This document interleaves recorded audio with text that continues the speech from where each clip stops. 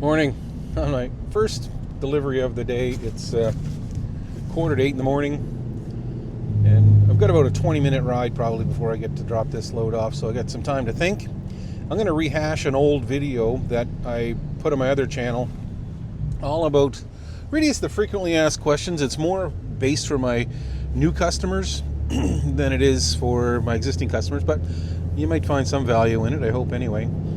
I've been on a kick lately to try to eliminate, to the best of my ability, all of the scammers that are on Facebook Marketplace and Kijiji and that kind of thing that are selling firewood.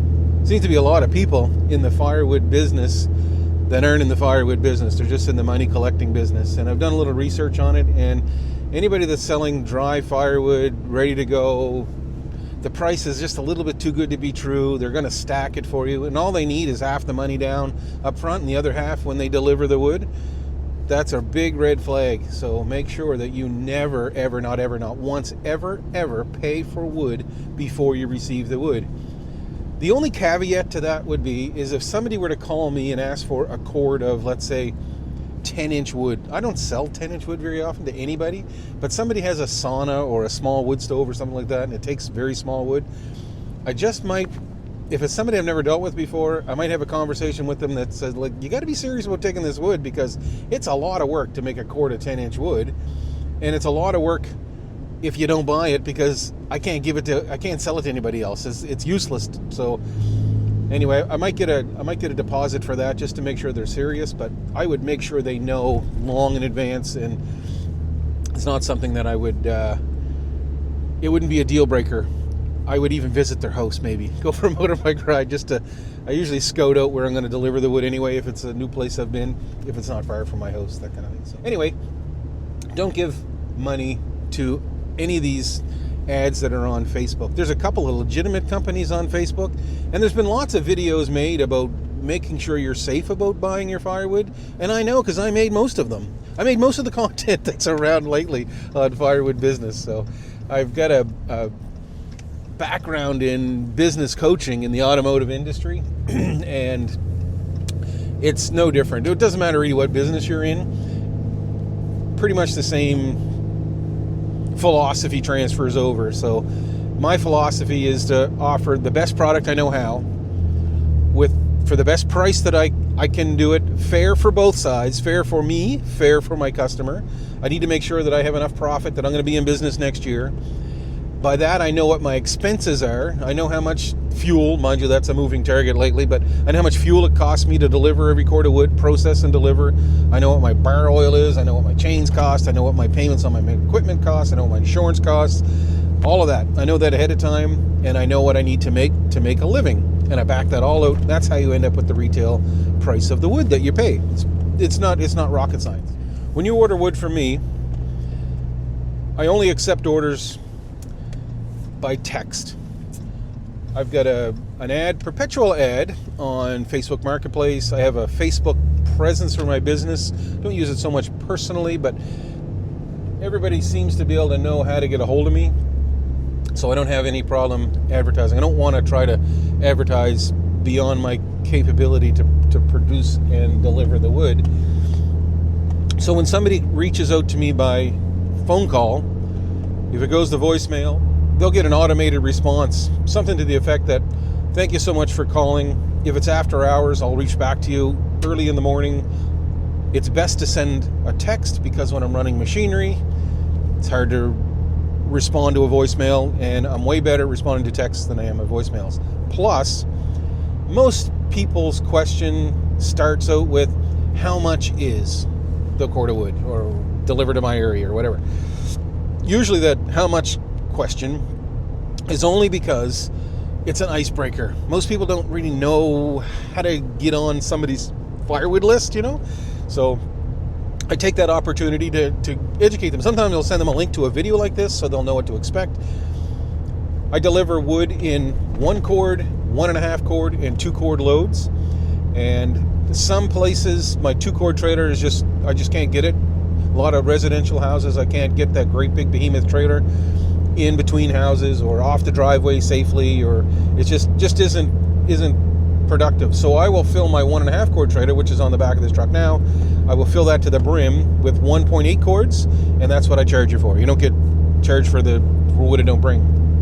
I guarantee you get an honest cord of wood, and if for some reason you get it stacked and you're short, just reach out to me. I can't imagine, but it's happened once, maybe in every 1,000 cords, there's a piece of wood sticks up and the wood tints around it. I don't know what happens, but it only happens in my small trailer too, by the way. And I'll gladly bring you more than what you thought you were shorted. It's not any kind of a purposeful, I got them, I shorted them by a couple of armloads of wood, I'll get rich off of that. It's got nothing to do with that at all. I'm going to be known for the guy that gives a little more, not the guy that gives a little less. So I want to make sure that that reputation will precede me, and so far it's been doing pretty well. So this year we're going to try to cap our firewood orders between 800 and 1,000 cords. Last year kind of got out of control with me by myself, and I did have a mercenary hired to help me block up the oversized stuff. I don't seem to have his ability to give me a hand right now. I haven't seen him since Christmas, and I could sure used him a few times, but he's busy and he's starting his own company, and I'm just gonna let him run his company. So, and where was I going with all of that? Oh yeah, so if you text me, I will text you back, and then I physically write it with a pen in a notebook, your order. John Q. Public ordered 2 cords of wood. He wants it 16 inches. He gives me his house address. Plus, I write down the price that we agreed for per cord delivered. So that way you know exactly how much it's not going to be a surprise. How much, nobody ever will have sticker shock. You'll know exactly how much money you're going to have for me when the wood gets dropped off. I accept e-transfer 99% of the time, just because it's a pain in the bum to go to the bank to drop the money off. I'd rather e-transfer. The money just gets put into account. That's how I pay for my wood. That's how I pay for my fuel, all the rest of that. So e-transfer is always the most convenient way. And when you get your invoice, the opening page gives you all the instructions you need gives you my email address. It tells you all of the payment options. So you can pay by credit card, but QuickBook adds 3% to your end of it. So it's best, just e-transfer is always the best. And I can take cash at delivery, and it's not due before the wood lands in your yard. If you've dealt with me before, you know you can trust me, and if you think that you're going to forget, you can send a payment the night before. It's not going to make change where you are in the queue the next day. You're still going to get your wood in time. But it better not be the day after. I expect the payment when I press the down button on my trailer. I'd like to see a ping on my phone that payment, that transaction has gone through. That's pretty much the way I like to see, just so nice and clean and neat and tidy. And if I have to ask you for your money, I likely won't sell you wood the next year. I find that an embarrassment to me, and I just, this business isn't stressful on purpose, and there's no reason for it to be stressful. I hope I'm not coming off as being insulting. That's never been my intent. It's just a policy that I have to insist on moving forward. And if you're a new customer, I'm glad we've had this conversation. It broke the ice up front. So that's just the way it is.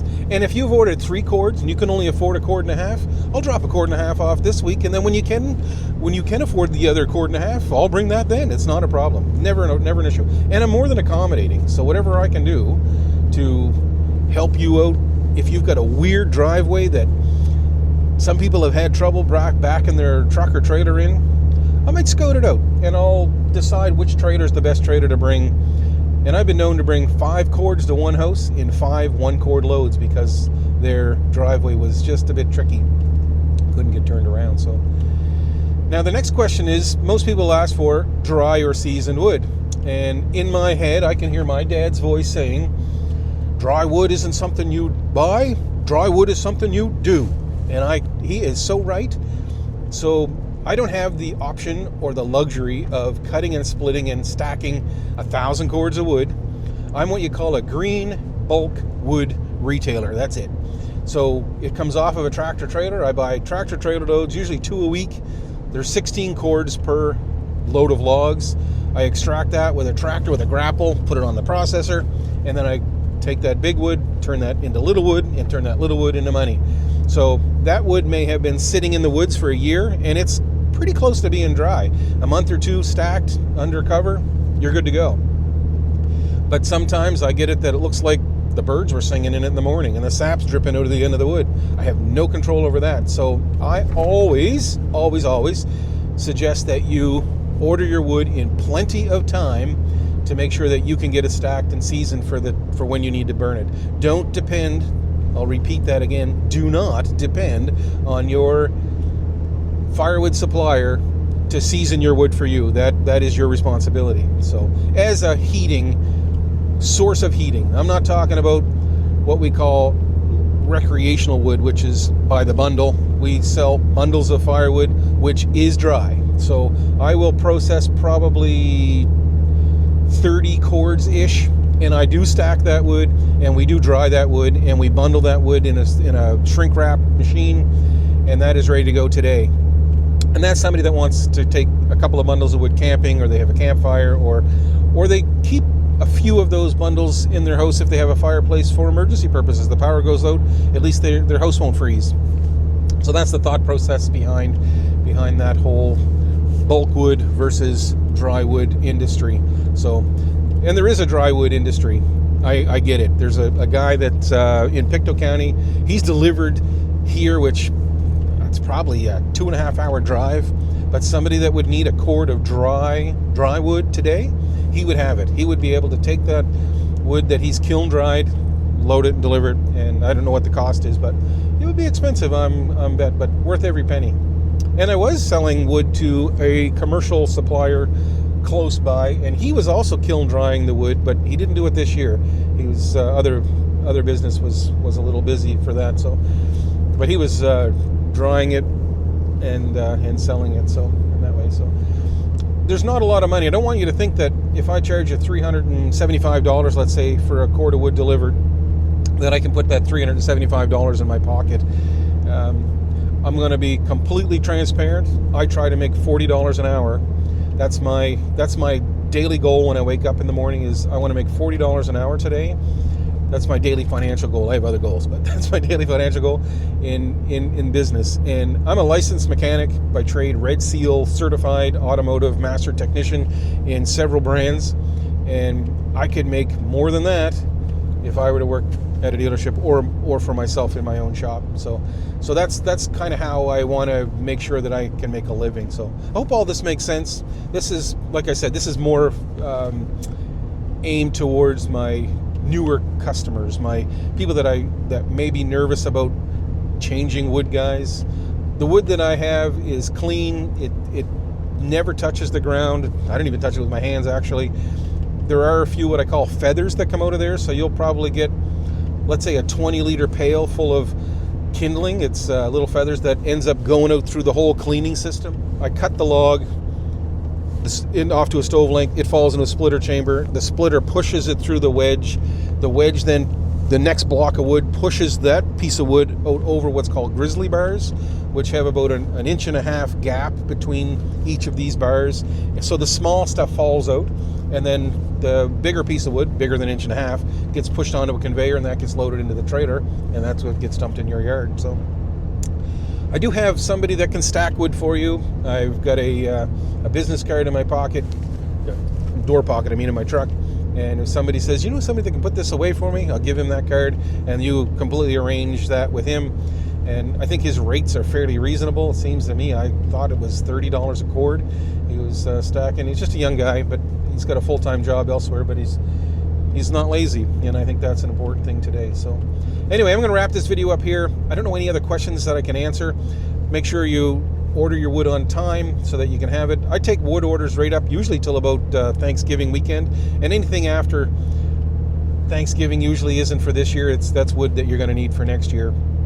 And if I have wood that's been brought in the spring, once the roads open up in a couple of weeks, that my yard will be filled, and I'll never get the last 30 or 40 cords out of there. So that's what we extract last.